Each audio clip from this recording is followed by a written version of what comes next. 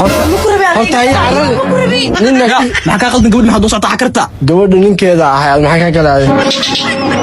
waa ninkeyga waay okay ma uji ku qoran ma ogeen maano yani hay laakiin maxaa nii qaldan labadiin maxaa isku istiin ninka abuu ku wadbacay yahay laba lacag ma haysan ku dhaasoo lacag haysto oo gacan adag yahay ta kale tatma ay ugu gaay street ma u baahanahay lacag si uu diiday ninka woobay farbar jactri ma ka yeelay adaa ku haysta saaxiibo tintaada qurux war ninka aan ma u baahnimo oo tinta reference qaale oo tinta adag laana camal walaal joog anaa igu soo degdeynaa waqti gashitay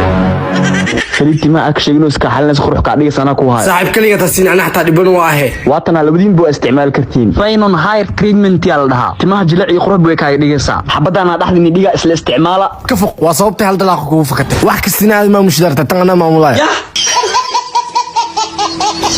dash authority suxaydin haysa saliida Finon hair treatment oo ah vitamin timaha loo marsay sida saliida faa'iidooyinka timaha leedahay waxa kamid ah tintaada inay nafaqaysan iftimiso ina soo celis midabkeeda saxda tintaada waxaan u sameynaa kiritaan weyn jilcinay gabadha timahayga waxa ka qaldan karayso ragna waa isticmaali karaan waxa ka helaysaa xarumaha dash authority waxa kala xiriiri kartaa ebil 3 6 6 4 44 dash quruxdu waa qofnimadaada